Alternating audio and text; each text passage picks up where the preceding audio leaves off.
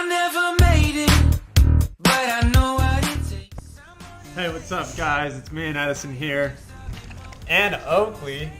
We're actually going to be doing a walkthrough of our koi tank, which is actually Edison's little koi tank. We're going to be giving you guys a walkthrough of the tank, showing you guys the filter system, how we run the lights, the UV sterilizer, the air stones, you know, the whole 9 yards. And guess who's going to be doing most of the work? This little guy. So now let's show you guys what the actual tank looks like, how we run everything. We're basically just going to do a whole walkthrough and show you guys how we run our 165 gallon koi tank. So let's get started. So here's the front of the tank, you know, just a plain, simple 165 gallon tank. This tank, I actually got it off OfferUp. I got a really killer deal. The paint was just really bad, but I ended up just going through the whole tank, sanding everything, putting some primer, and painting it on top. We actually used to have this tank right here, right where this Amazon box is at, and hey, look, there's Edison. We had the tank right here, but you know, my girlfriend didn't like it, so we ended up relocating the tank to this side, which actually turned out a lot better, looks a lot nicer, and when you're cooking in the kitchen, doing dishes, you can actually stare right at the koi, and it's really peaceful. So let's begin. By the way, check out my little bonsai tree right here. This bonsai tree is actually 12 years old. Pretty crazy, huh? But let's begin. So you just got the 165 gallon tank. You got one Buddha in the middle. We got one piece of driftwood, which is basically for my pleco, so he has something. So we're gonna start this review of my 165 gallon tank from the right side to the left side, and then we'll go underneath and show you how everything is ran. So in this corner, we have the green killing machine UV sterilizer. This UV sterilizer, basically what it does is just cleans the water, makes sure it's clean, that gets rid of the algae, all that bad stuff that's flowing in your tank. It's a great thing to have in your tank, will make your water super. Then right by the UV sterilizer, we just have a regular thermometer to tell the temperature in the tank, you know. Keep the fish safe, keep them happy. Happy fish equals great fish. And then as soon as we go towards the middle, we're gonna have two air lines coming down and two 12-inch air stones. These air stones are actually powered by a Fluval Q1 air pump, which is underneath here. We will get right to that. That pump puts out both of these, and it's just perfect, creates circulation in the tank, adds airflow, keeps the fish happy again. The fish that are happy become like great looking fish.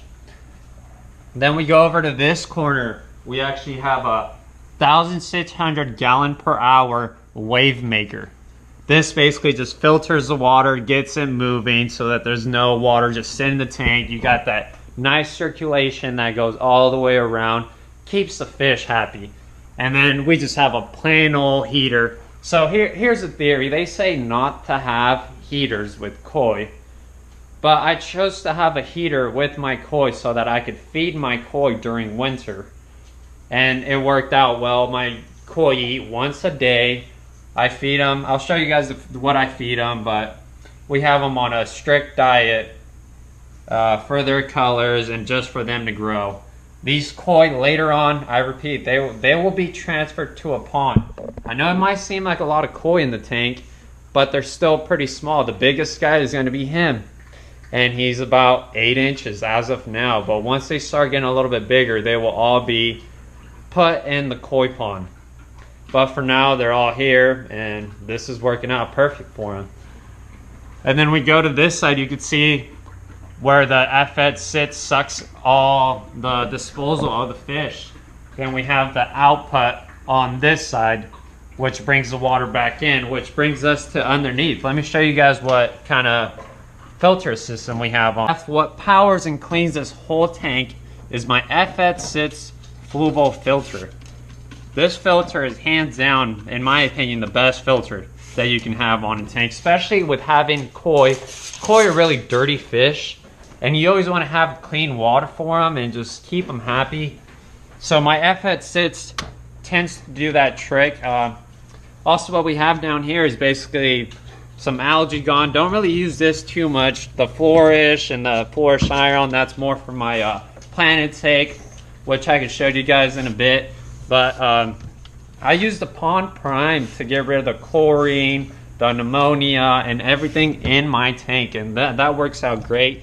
What I do feed my koi is a Koi's Choice Premium Pond fish food, and I buy the big bag. And then what I'll do is I'll go buy the Hikari Gold and Color Enchanting koi food, and I'll mix one of those little bags in with the big bag, and turns out like leaves the koi looking pretty good. But on that side, basically that's what it is. It's the F-Head6, some, you know, like junk down there from my other fish tank, my fish net right here. Don't really use this too much, try to stay away from it, but it's always good to have in the tank. Right here we have a mag float aquarium cleaner. Basically what you do with this is you just swipe left to right, clean the glass, keep it looking good so you have a nice view of your koi. So now that we saw the filter, now we're going to go to the light. The light is actually going to be up on top. I have it just rigged on these Home Depot paint sticks, which works out fine, gets the job done. But what I really like about my Fubo Aquasky light, it's actually a 36 by 48 inch. I couldn't find a light that was long enough for the tank, so I had to go with that. But what I really enjoy about this light is that if you grab your phone, you open it up, you can control everything from your phone. You have your settings right here. You can have preset colors, or you can have it like me. I just have it on auto setting and turns off automatically, turns on. It's like a perfect light. You don't have to worry about it. You don't have to be messing with something on the daily, which is a perfect, and it's not gonna break the bank when you buy one of these lights, but it's definitely worth it, and I would really recommend it for you. So now Edison wants to show you guys some of his kois. We have like different types of koi. But yeah, you kind of get the picture. There's like basically one from each family. There's some that are related, like if you look at that Baku, and then that Baku is going to be related to the butterfly Baku. They're all kind of the same family. They all have been bred.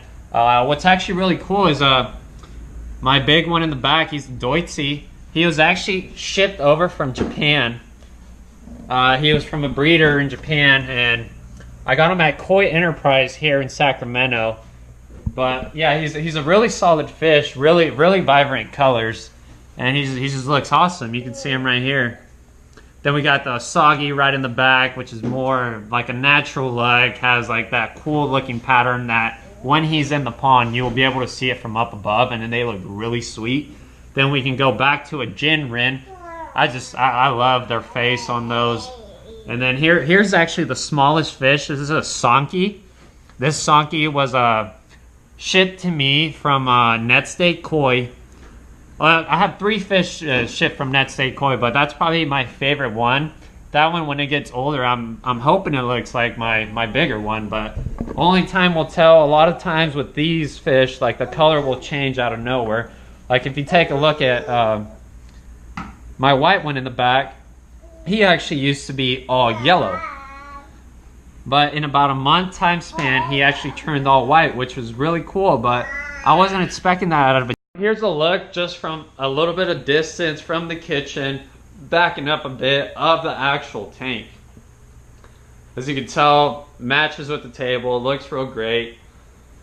But yeah, give you guys a little bit to look at so you guys can check out the fish, check out the Buddha, check out my driftwood. Now they recommend not to have anything in the tank. Some people even do bare bottom tanks, but I really didn't like the look, and I decided to put a Buddha because me and my girlfriend, we really like Buddha, and it's koi. It goes with it. It's all like a theme.